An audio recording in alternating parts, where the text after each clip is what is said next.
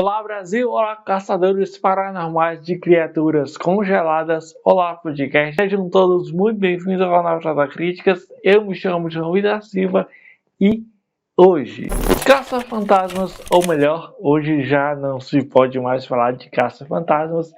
Ghostbusters é uma das franquias de comédia e ação iniciadas lá na década de 80 que é mais conhecida, mais populares na cultura pop. É uma das minhas franquias favoritas do cinema e apesar que eu não gosto muito do terceiro filme da franquia de 2016, eu curti bastante o reboot de 2021, Ghostbusters Afterlife, Caça-Fantasmas Mais Além. Bom, hoje vamos conversar mais abertamente sobre a continuação daquele filme lá, né, que chegará essa semana nos cinemas. Eu já conferi essa produção, que é Ghostbusters Apocalipse de Gelo, ou Empire, Frozen Empire, que alerta de curiosidade, a franquia esse ano está completando seus 40 anos. E olha, te falar que complicado. Bom, e nessa última quarta-feira, agora dia 3, eu fui convidado pelo Espaço Z e a Sony Pictures para conferir o filme numa cabine de imprensa, numa sessão especial. Será que é bom? Será que é ruim? É melhor que o filme anterior? É pior filme protagonizado por aquelas mulheres? Nesse vídeo eu vou compartilhar a minha opinião, dar alguns detalhes que para vocês saberem do que se trata essa produção. Talvez lá no finalzinho dessa análise eu fale de alguns detalhes que podem comprometer a experiência de vocês, mas eu vou avisar o quanto antes. Assim, vamos lá, depois da vinheta nós falamos sobre Caça-Fantasmas Apocalipse de Gelo.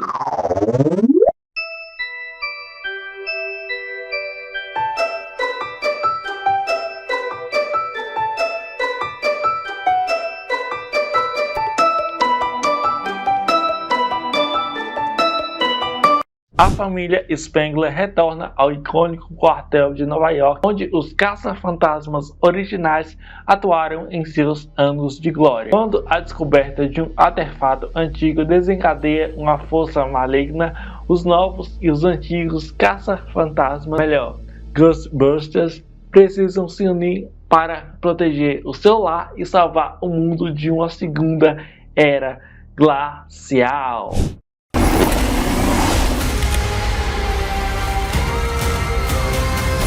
Ghostbusters Frozen Empire, ou Caça-Fantasmas, ou Ghostbusters Apocalipse de Gelo. Produção norte-americana de 2024, continuação do filme de 2021 e o quinto filme da franquia Os Caça-Fantasmas. Dirigido aqui não pelo Jason Reitman, e sim por Gil Kenan, diretor de A Casa Monstro, Um Menino Chamado Natal, que é uma produção de Natal da Netflix, e escrito aqui por Jason Reitman e também pelo próprio diretor desse longa aqui, e tem distribuição da Sony Pictures Release. E será que temos um filme interessante para vocês?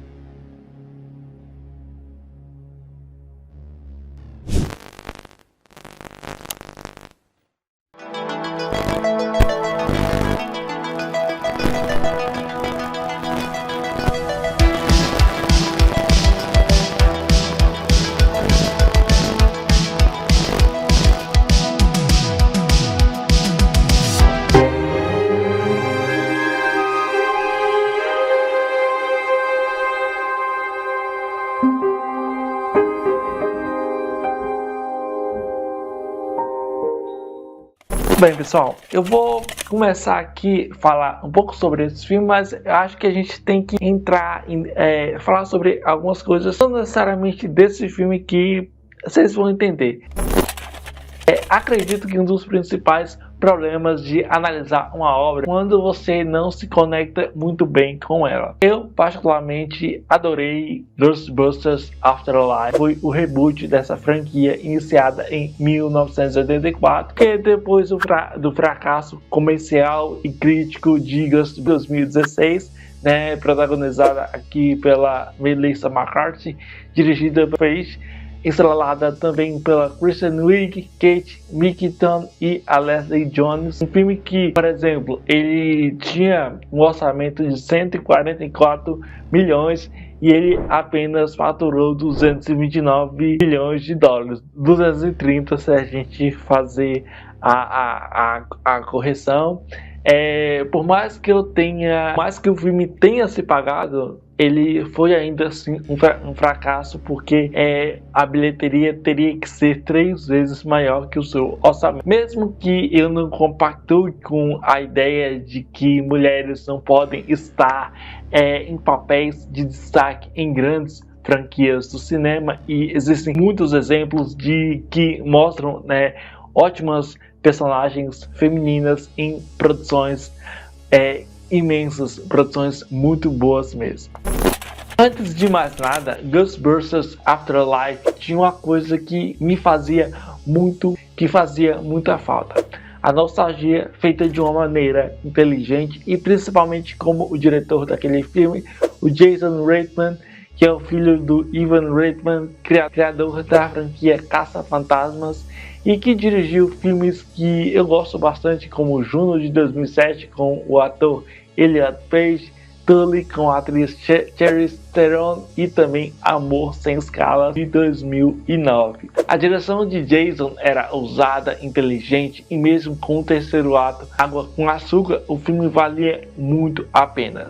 E agora sim, a gente chega hoje para comentarmos sobre Apocalipse de Gelo, que traz os personagens do filme anterior, os novos personagens, e também retorna aqui os personagens antigos que a gente conhece, e traz uma trama com uma boa proposta a respeito dos caça-fantasmas enfrentarem uma misteriosa criatura capaz de congelar tudo o que toca.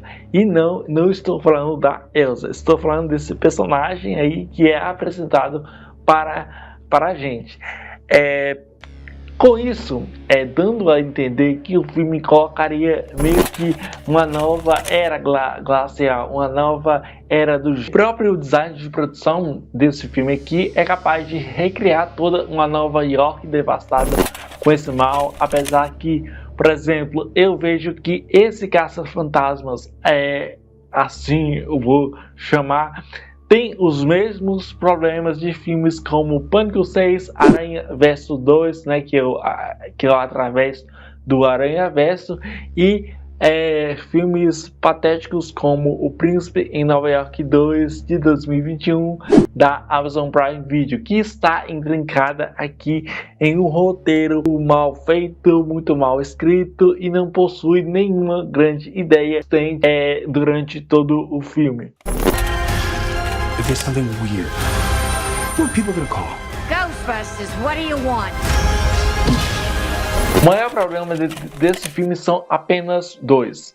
O primeiro é o excesso de arcos desnecessários, afinal são 12 personagens que o diretor Gil Kenan quer desenvolver, e aqui, ó, na cabeça dele, ele está fazendo uma grande história. Outro problema é como esse filme usa a nostalgia para enganar fãs, né? E também intrincado aqui no marketing, né, que dá esse efeito de enganar. Afinal, tem aqui boas ideias utilizando a nostalgia, mas eu acho tudo isso muito patético. Inclusive, antes desse título, né, Frozen Empire, Caça-Fantasmas 5 tinha um outro título aqui que seria Ghostbusters Firehouse, e que, segundo informações, esse longa, a base dele era a gente iria saber um pouco mais sobre o quartel dos caça-fantasmas, o que aqui essa ideia permanece conceitualmente. Firing a laser gun indiscriminately Has a proton pack. it's completely safe. I wouldn't say completely safe. The Ghostbusters are finished. Right. Bom, vamos lá. Outro grande problema que eu imagino que possa ter me impedido de gostar do longa é a montagem, a edição.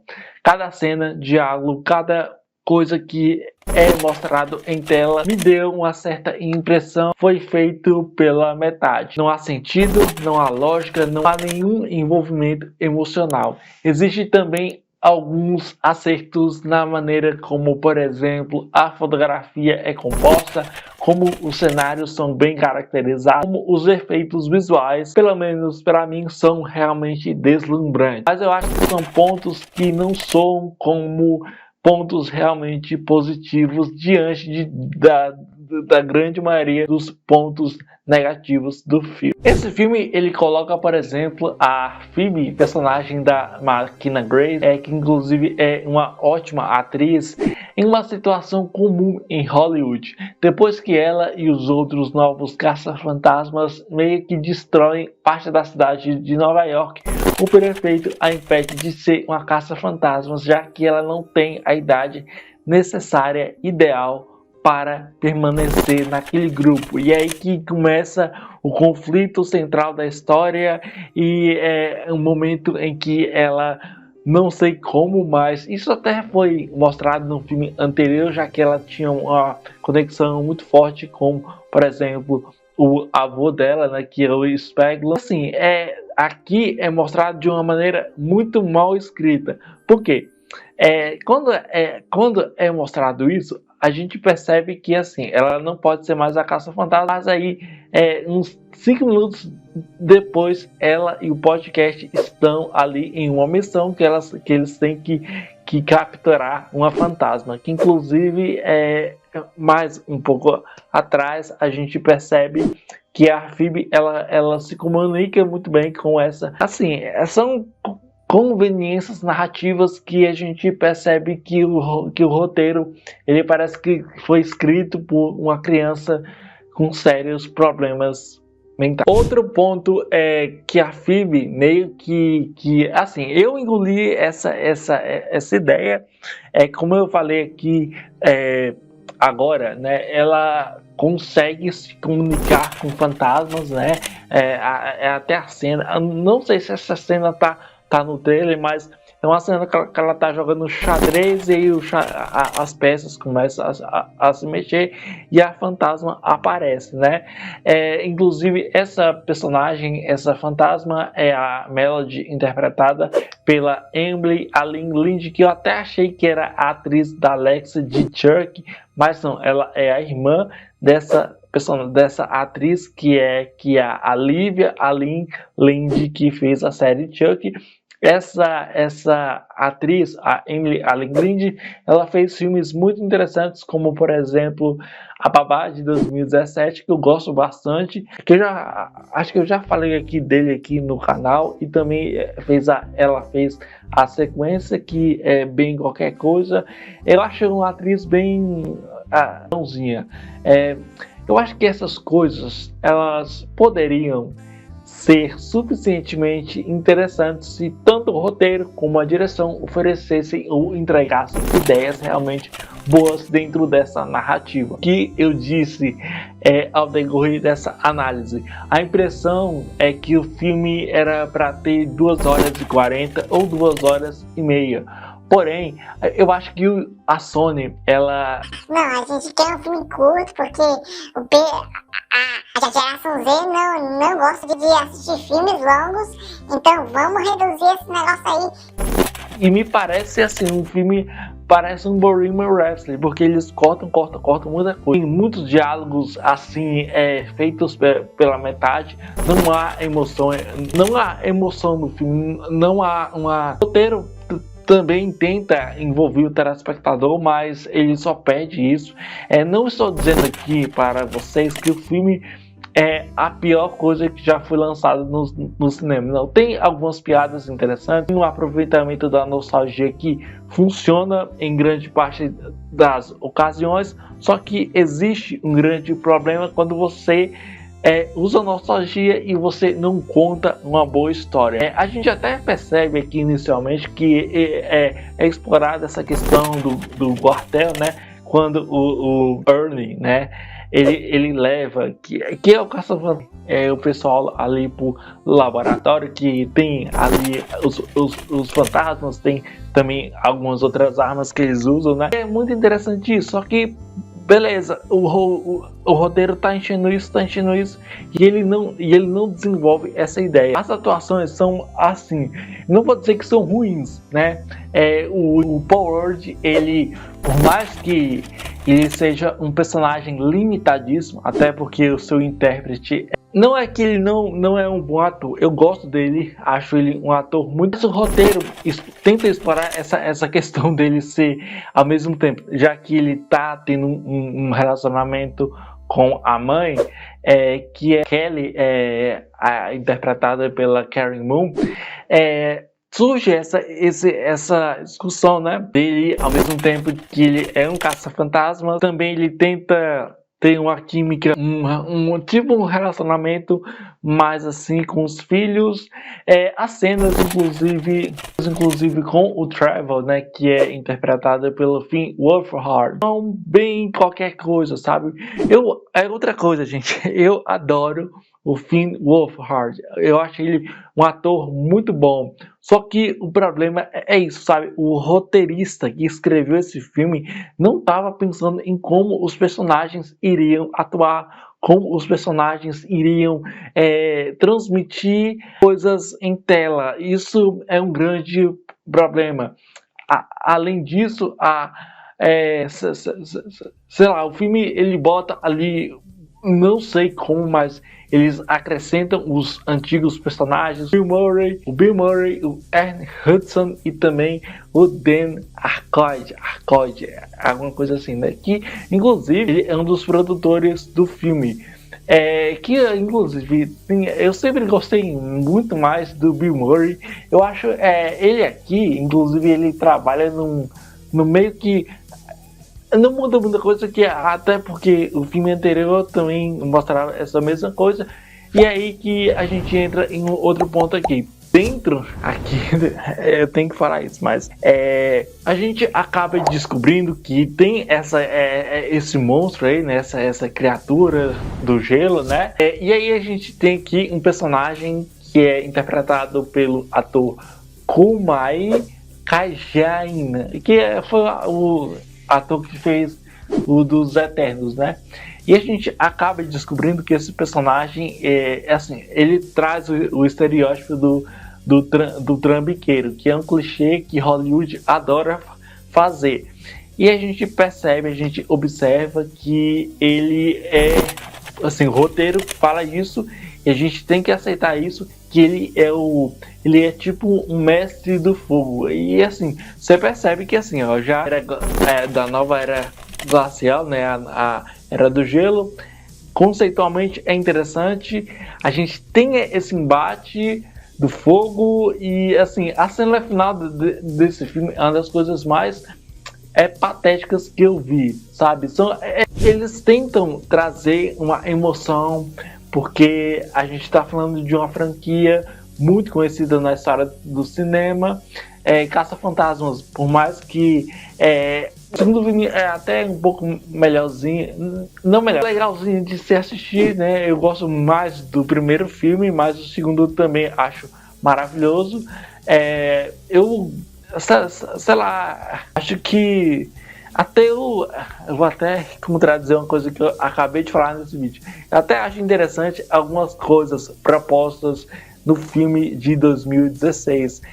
Eu sei que é um filme patético, é um filme mal escrito, mal editado, mal montado, não tem uma direção boa, não tem uma história minimamente interessante, mas ainda assim era um filme que trazia coisas legais. Acho que é uma palavra muito forte para aquele filme, mas convencia, né? Eu acho que ele funciona para quem não liga muito para esse lado, assim, não é protagonizado por mulheres, então automaticamente a gente Ghostbusters Frozen Empire tem assim cenas inacreditáveis e utiliza apenas nostalgia para tentar enganar o público que isso é caça-fantasmas, mas é uma das coisas mais idiotas que eu vi, porque assim, tem todas as coisas que são essenciais para você contar uma história de gato enlatado, mas ao mesmo tempo é um filme que ele não tem...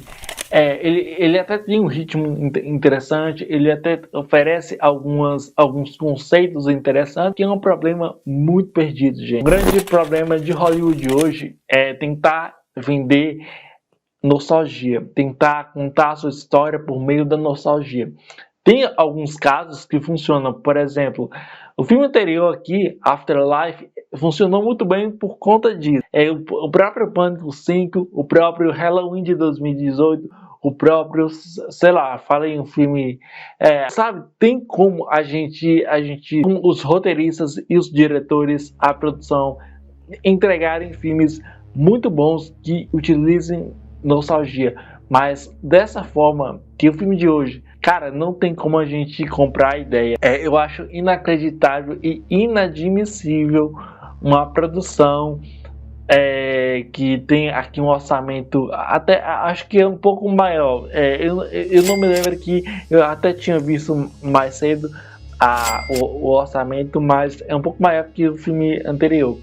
Mas eu acho inacreditável, inadmissível uma produção de extrema popularidade como essa. Ela pega uma atriz talentosíssima, que é a McKenna Grace, que eu acho uma das atrizes que... ela não é mais mirim, né, mas é uma das atrizes adolescentes, né, que a produção não sabe o que faz com ela. A produção tenta dar um desenvolvimento da sua personagem e a atriz, ela tá tentando, sabe? Porque eu percebo muito que eu gosto muito dela no filme anterior, gosto muito dela até em alguns filmes da franquia Invocação do Mal, né? Acho que ela fez o 2 e acho que ela fez... Não, minto, ela fez Annabelle. E ela, inclusive, fez o filme do James Wan também, né? Que é o Maligno, que tem crítica aqui no canal J Crítica. Existe um grande problema, pessoal, quando você vê uma produção que não consegue entreter o público, não consegue, até tem um ritmo interessante, até tem ideias minimamente legais, mas é um grande problema quando o filme ele tenta te induzir a uma coisa que não é real, que não é verdadeira, poderia ser contada de uma outra forma. Claro, a gente percebe isso porque, mesmo que muita gente não ache o Jason Reitman um diretor, eu acho que o filme anterior ele entregou ótimas ideias, ele trouxe essa coisa dos caça-fantasmas de uma maneira muito bem, mais empolgante, mais bem feita. E assim, era um filme se eu não me engano, era um filme de 1h30, era um filme de 90 minutos. E ele conseguiu contar uma boa história. Muita gente até fala que, não, mas ele pegou a vilã ali do primeiro filme e recontou essa história. E eu até acho que, é por isso que eu falo, o terceiro ato é talvez um pouco broxante no Afterlife. Mas ainda assim, eu compro aquela ideia, mas aqui eles pegam a corretora de imóveis do filme anterior e eles colocam aqui como uma caça-fantasmas. E aí a pessoa que for assistir esse vídeo aqui vai falar: você está se contradizendo, você disse que o Gosta de 2016 protagonizado por mulheres não necessariamente é um problema para você. Gente, tudo no audiovisual, no cinema, na série de TV, tem que ter um propósito. E qual é o propósito aqui? Encher o filme de nostalgia, encher o filme de easter egg. E pra mim, isso é um dos grandes problemas do filme. Cara, eu espero que esse filme pelo menos tenham pessoas que apreciem ele mais do que eu, mas eu vou ser bem sincero e eu vou dizer aí para o meu público que me assiste aqui no canal J Críticas, nas minhas redes sociais, é que assim, se você não quiser assistir nos cinemas e querer esperar no stream, não vai estar cometendo uma grande heresia de cinéfilo, porque você não vai... é uma perda de tempo. E é meio contraditório falar disso, né? Perder tempo assistindo um filme ruim. Às vezes a gente aprende muito mais assistindo filmes ruins que assistindo filmes bons. Mas enfim, gente, eu achei um filme patético, um filme mal escrito, mal dirigido, mal editado, mal produzido. Tem uns erros amadores aqui de roteiro até, né? Apesar que é meio que imperceptível, mas, cara, eu me decepcionei bastante com esse filme. Esperava que fosse pelo menos uma sessão escapista, né? Uma sessão mais voltada para o entretenimento mesmo, né? Para a gente se divertir, se emocionar com o que a gente viu. E assim, é isso, né? Esperamos que parece que se der certo a bilheteria, acho que possivelmente vai ter um novo filme da franquia, mas sei lá, eu acho que eles deveriam parar. E eu fecho aqui Caça-Fantasmas Apocalipse de Gelo com a nota 5. Pois é, mesmo que eu não tenha gostado do filme, eu reconheço que o filme tem alguns acertos, mas eu espero que você que for assistir o filme, ou você que já assistiu o filme, deixe aqui a sua opinião nos comentários. Eu sei que é muito complicado quando alguém conhecido como o canal J Críticas, que não tem tantos assinantes, tantas pessoas, tantos inscritos, seguidores, um canal falar mal de uma grande franquia meio que dá um ar meio negativo, mas gente, eu tentei assistir, tentei me emocionar, me entrar dentro do filme, mas chega um momento que o filme ele coloca tantas ideias mal realizadas, mal feitas, que não dá para aceitar.